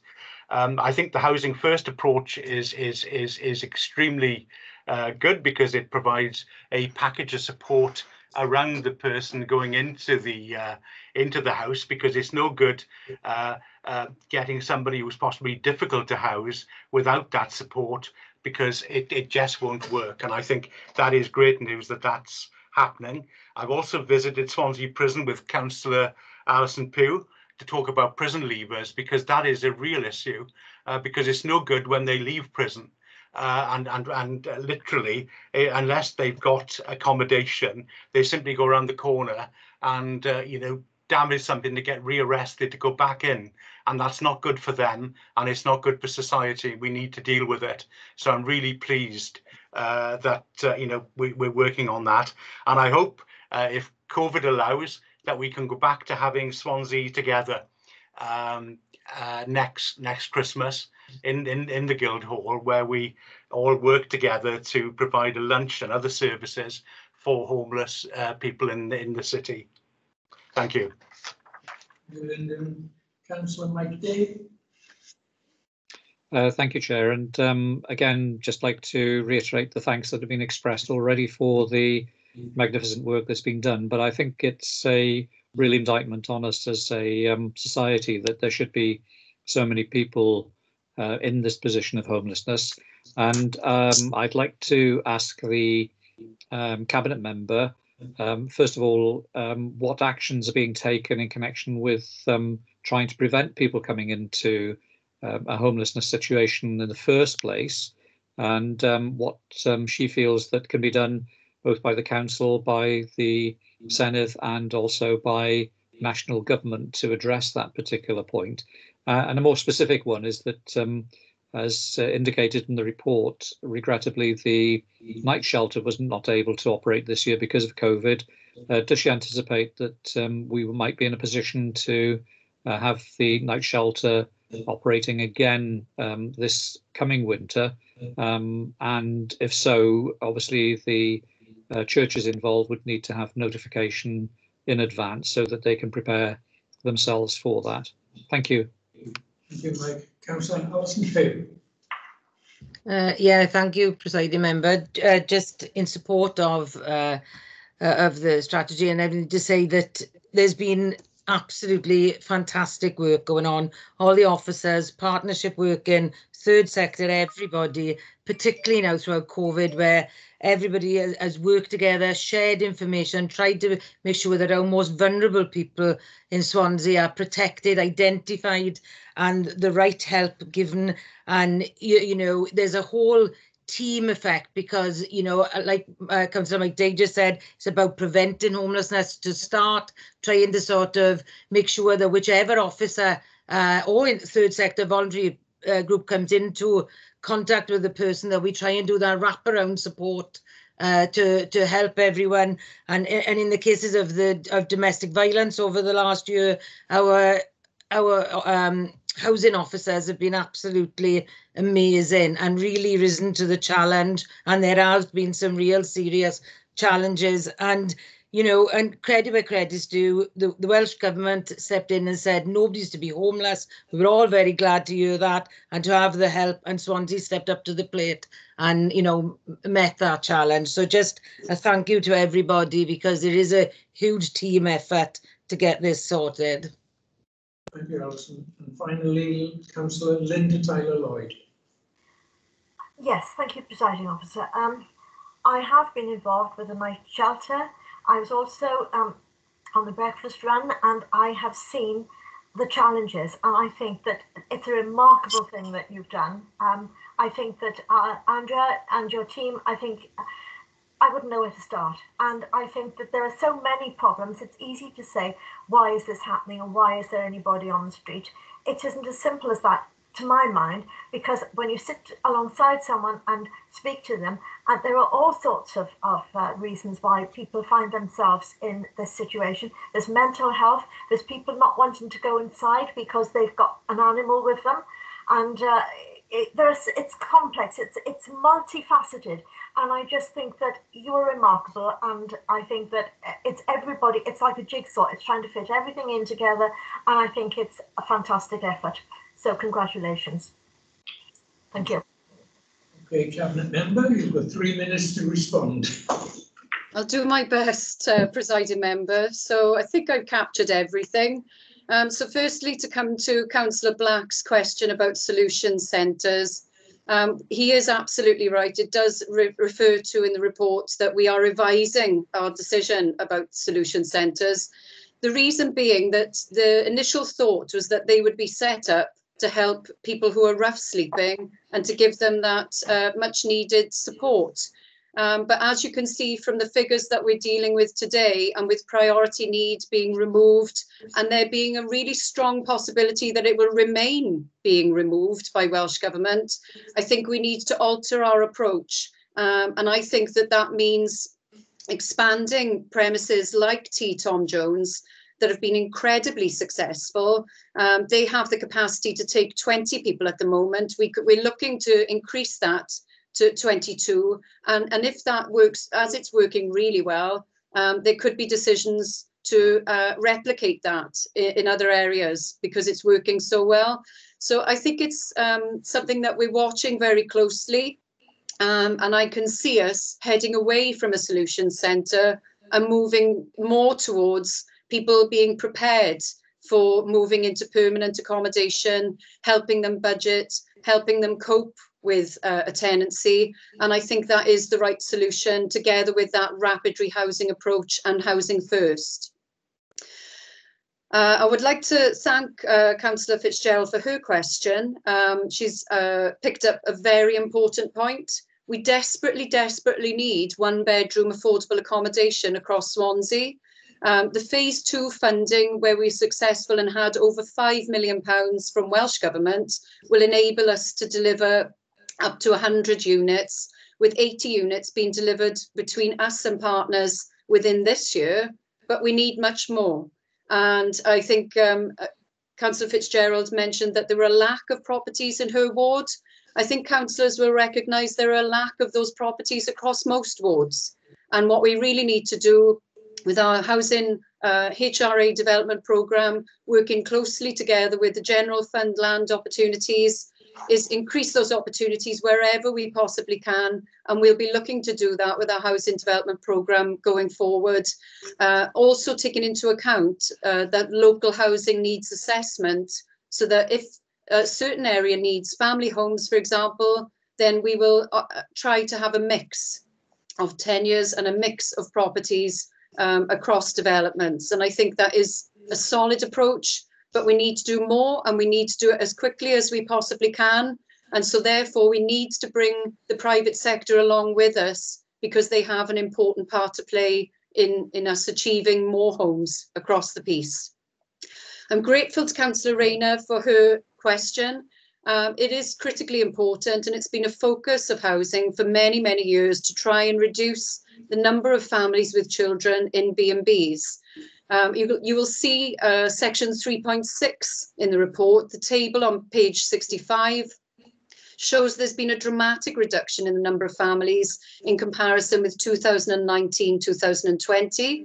And at present, we have no families with children in B&B, and we will continue to focus our aim on that, recognising the importance of keeping families out of B&Bs and moving them into more permanent accommodation as quickly as we possibly can, to try and limit any negative impacts on those children. Councillor Lyndon Jones, I'm really pleased that you recognise the ambition and the action list. The challenges that we face are very much dealt with about building that trust. That is critical in terms of reaching people. Even our most embedded rough sleepers have managed to be reached by that persistent, active engagement, that proactive engagement, and trying to build that trust. And that is enabled and helped by having consistency on our front line. And I know the Wallich have made some great strides in this. And they try wherever possible to allocate the same person so that that trust can be built up. And I think that's really, really important. You mentioned about the Christmas Together event, which unfortunately didn't happen this Christmas.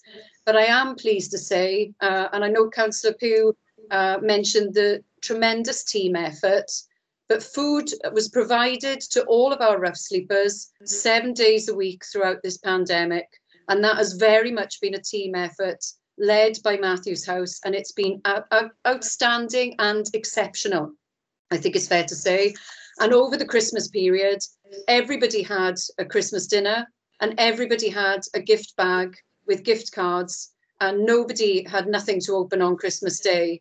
And I think it's recognising those important, very small gestures really in terms of cost, but really, really important to help people manage through some really difficult times. Councillor Day, thank you for your comments about prevention.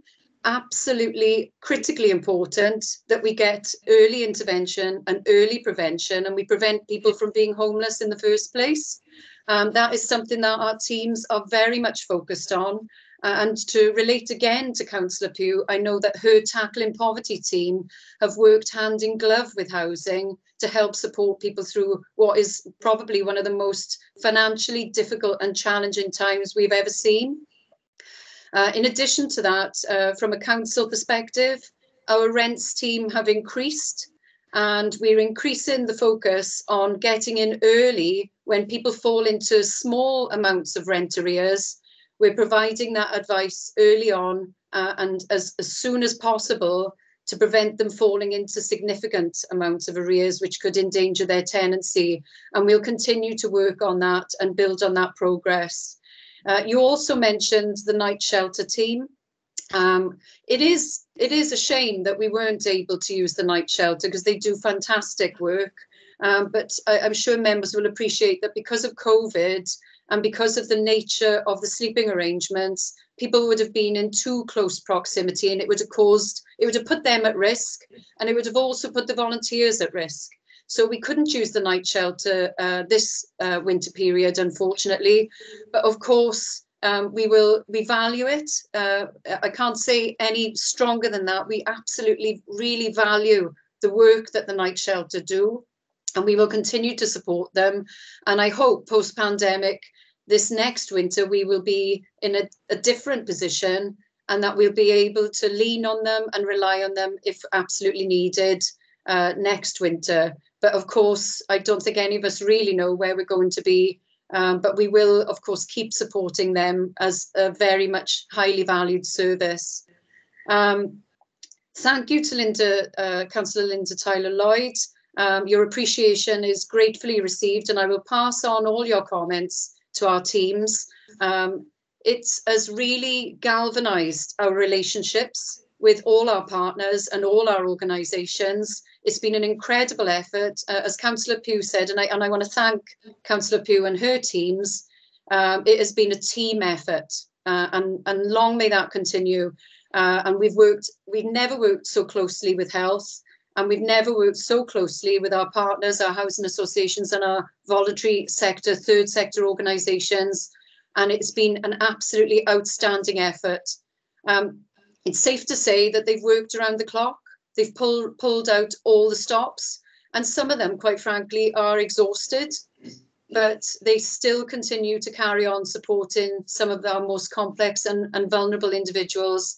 And my sincere thanks to all of them for what is nothing short of an outstanding support and an outstanding effort. So thank you very much to Council for asking for this update to be brought back to Council on our homelessness strategy. Thank you for all your positive comments.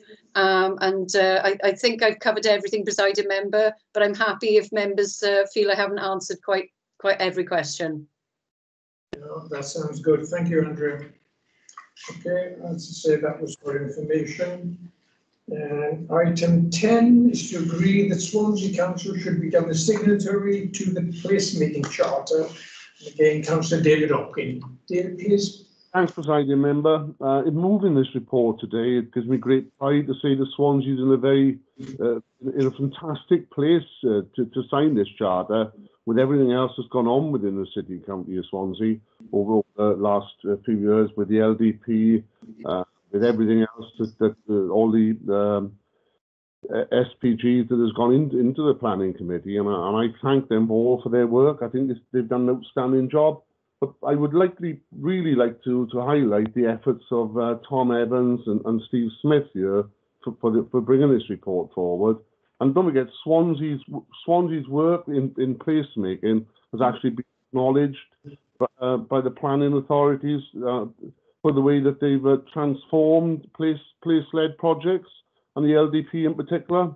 So I really think that Swansea's leadership in placemaking agenda has made a difference.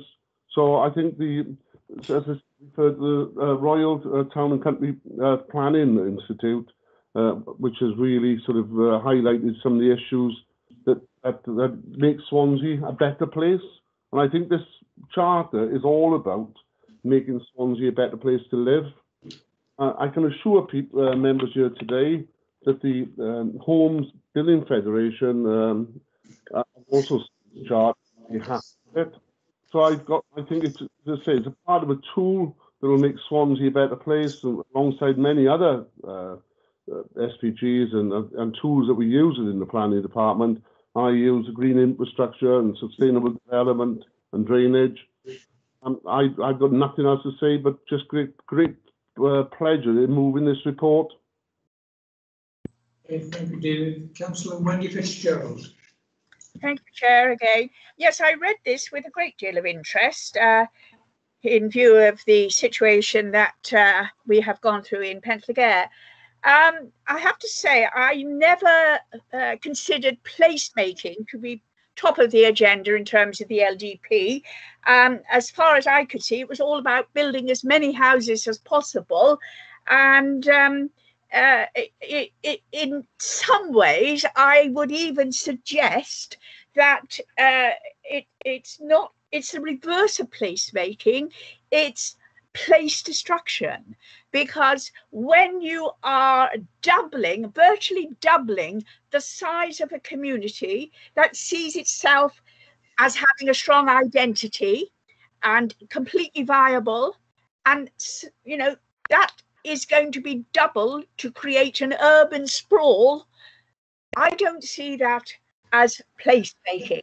So what I really wanted to ask, because there were several things that puzzled me somewhat, but it does say in paragraph 3.4 that in regard to placemaking, the local community are involved in the development of these proposals. Now, I wonder if the Cabinet member could elaborate on that, because I'm afraid the experience we have had in Penllygare is that we are simply told what is going to happen. Whatever the community feels has been ignored. We are simply told this is how it is going to be. So I just wondered what changes are going to take place so that the local community are involved in the development of these proposals. How exactly are the community to be involved in the development of these place-making proposals in the future? Thank you. Thank you, Councillor Robert Francis Davis. Yeah, I'd like to thank Councillor David Hopkins for the work that he's put in with this, but especially the officers in the planning department. You mentioned two officers there, Tom Evans and Steve Smith. They've been leading well on this, and Mr. Mellor as well there. The local development plan has been looked at nationally as an exemplar. It took a long time coming, but it is an exemplar.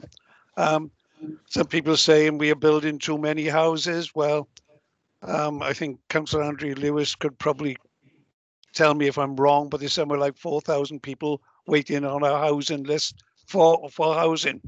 People need housing. It always seems when somebody puts in a planning application for housing, everybody objects. I don't think I've ever seen one planning application coming in without people objecting, and NIMBYism. And I can remember my ward of Morriston at one time, when they were going to close Morriston School down because there's no demand, and then Park Gwynfadog came along with about 2,000 houses. And that Park Gwynfadog now see themselves as a strong community. There's another estate, Mysa Gwyrn estate. There was complaints when that was being built on a greenfield site. Now there's another estate being built at the side of that, but well laid out, and the people in my surrounding didn't want that, although they were on the greenfield side originally. Any new developments are always controversial, and that's why you need plans like the local development plan. We need supplementary planning guidance. We need good design. We need to make sure that the environment is protected. We need to make sure that, you know, the SUDs and the SABs and all everything else that is now being brought in. So I would like to congratulate them. There's lots of people that want to keep everything as it is. Well, you go and tell those 4,000 people on the council house waiting list, yeah, well, you're probably quite nice people, but you can't have a house because we don't want any more. So there is a need for development. The construction industry needs development. So anyway, congratulations, Councillor Hopkins. Thank you. Councillor Crystal. Thank you, Presiding Member. I don't know if Councillor Robert Francis Davies is aware, but I don't think any of the houses that Councillor Wendy Fitzgerald's talking about, the other ones that our housing community, our homeless would be able to go into, I don't think they could afford them. That's the first thing anyway. The second thing I'd like to ask, what is placemaking? As a member not on planning, and remember now, the vast majority of councillors are not on planning. And to come forward with a charter, to sign up to the placemaking charter, and with respect, many of us have no idea what it means and how it fits into the LDP. So I would ask, no objection to the cabinet member bringing it forward, but at some stage, I think the rest of the members who are not on planning should have an opportunity to listen to the officers and either have some sort of seminar on what this is all about, this placemaking charter. Having read through it, it's, the only thing it doesn't say should be clean water for the rest of the world. It says everything else, it's all, it's wonderful, everything's going to be nice, but I would really like to see if someone could come and explain to the rest of us what it means. Thank you, Leader, Chairman. Presiding members. Respond to that. Got one more first period, Councillor Nick Davis. Thank you, Presiding Member. I very much welcome this report, and I hope that its contents can be part of a way of making my own ward, Uplands, a more friendly, a safer and a cleaner place, because at the moment anyone who's been through it knows that it's very much a hostile environment as far as pedestrians are concerned. I would also like to point out that I was very pleased to see that in the Design Commission for Wales Best Practice Placemaking Guide, which accompanies the Charter, a certain nearby street market is cited as one of their exemplars, namely Upland's very own Uplands Market, which is, my view, is a brilliant example of trying to turn a pedestrian, unfriendly, hostile environment into somewhere where people can feel safe and the air is clean, and just generally creating a nicer place to live. So yes, very, very, very positive. Hope it can be put into practice. Thank you, Nick. All right, David, please. Yeah, could I just say on firstly with Chris Holly's Councillor Chris Holly's suggestion, I will definitely commit to that we will have a session on placemaking, and perhaps some of the other SPGs that has gone through quite recently, the green infrastructure. So I think that's a very good suggestion, and I will certainly commit to that. I'd like to thank RFB for his support, but obviously being the ex-cabinet member for planning at the time when the LDP was going through, his work throughout this was second to none, in fairness to him. But could I just say to Councillor Wendy Fitzgerald, I think there was more consultation, there was more public meetings in your ward than any other ward. And I really, although you weren't happy with what the consultation and how that work went, then unfortunately what we were planning to deliver is very much place-based. and I'm really happy to see when them developments come that that your voters in future will be supporting you, hopefully, because I really just can't understand why you would object to to what I would say huge opportunities within your ward. And one thing I would say, obviously the placemaking charter would be very happy to work when we are doing a one-bedroom development in your ward, and hopefully we can work together with the placemaking charter alongside you on that one. So nothing else to I got nothing else to add. Okay, thank you, David. Thank you, Cabinet Member. There's a recommendation on page 81. Needs to be seconded. Happy to second. Thank you. Okay, I've just launched the poll. Again, I'll give you a minute for it to filter its way through.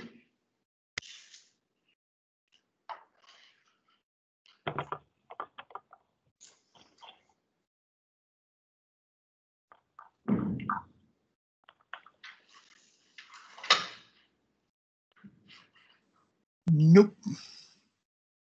Yeah, we'll give it a minute. Don't worry, Councillor Davis.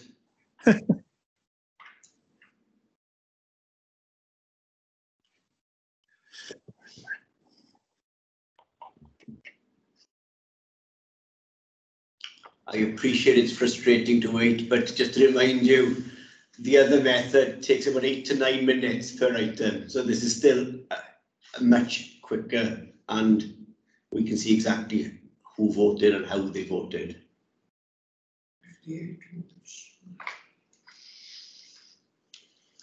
Okay, let's give it a fair bit of time there. Anybody not receive it? If you can raise your hands and I'll come to you. It's Councillor Nick Davis.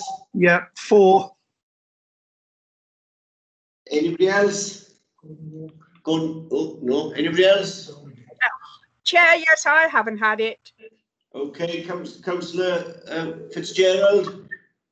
Against. Councillor Gordon Walker. Oh. Councillor Hazel Morris. You're on mute, Councillor Morris. 4. Anybody else not received it? Yes, you. Me, Linda. And how are you voting, Councillor Sullivan? 4. Hugh, I haven't voted. Linda Tyler. Okay, Linda, how are you voting? Councillor Taylor Lloyd, how are you voting? It's gone off again. 4. 4, thank you. Okay, anybody else need to cast their vote? Okay, I shall close the poll now. Was that another vote? Yes. Yes. Yeah, okay, let me just check quickly there.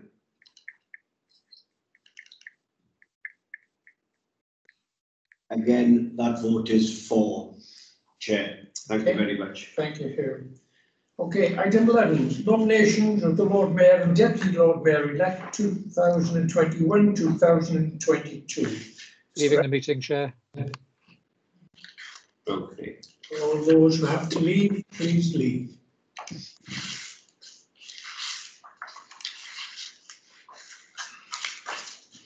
Okay. I have nothing to add to the report. It's pretty self-evident as laid out. There are 2 recommendations: Councillor Mary Jones to be Lord Mayor-elect 21-22 and Councillor Mike Day to be Deputy Lord Mayor-elect 21-22. Thank you. Councillor Chris Hawley. Thank you, Presiding Member. I'd like to declare an interest, it's a personal interest, and nominate Councillor Mary Jones to be the Lord Mayor for the 22-23. 21-22, sorry. Get it right in a minute. Move the recommendation, Chris. Second for that. I'll second. I'm. It's been moved and seconded. There is a recommendation, Mr. Evans. Okay, I'm putting the vote up now. So,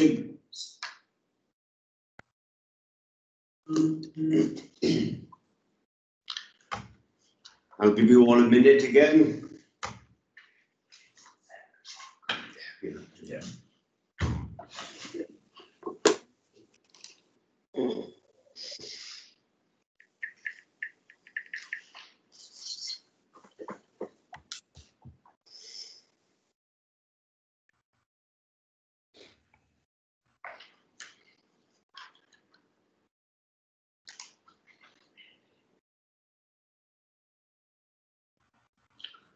Give it another couple of seconds. Votes are still coming in. Okay, has anybody not received the electronic vote? Yes, Chair, I haven't received it again, Councillor Fitzgerald. Okay, and how are you voting, Councillor Fitzgerald? 4. Okay. Neither have I. Sorry, Councillor, hang on one sec, Councillor Mark Child. Councillor Mark Child. Oh, sorry, I was hoping the presiding officer would let me say something after the vote was done. So you broke up there, Councillor Child. Sorry, Mark, try again. I was hoping the presiding officer would allow me to say something after the vote was taken. Yeah. Okay, yeah, after the vote, Mark. Yeah. Councillor Go. 4. Councillor Lloyd. 1 second, please. Okay. Councillor Nick Davis. 4. Councillor Hazel Morris. Muted, Hazel. Councillor Morris. 4. Councillor Tyler Lloyd. 4. Has anybody else been unable to cast their vote? Yes, Hugh. Hugh, I've been unable to vote. And how do you wish to vote, Gareth? 4. Anyone else? Okay, I'm going to close the poll now. Just going to check it quickly. Come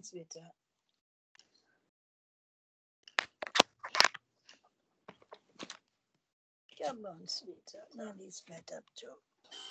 Yes, mate. That's a good vote. That's a 4. Thank you. Thank you. And now the Lord Mayor, Councillor Mark Child. Mark? Yes, thank you, Chair. I thought from Councillor Holly was delaying the appointment for a year, but I'd like to take this opportunity to wish Councillor Mary Jones an ever-improving year.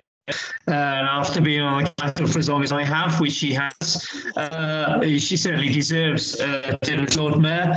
She finds, I hope, Lord Mayor designate has a enjoyable and memorable time. Thank you, Mark.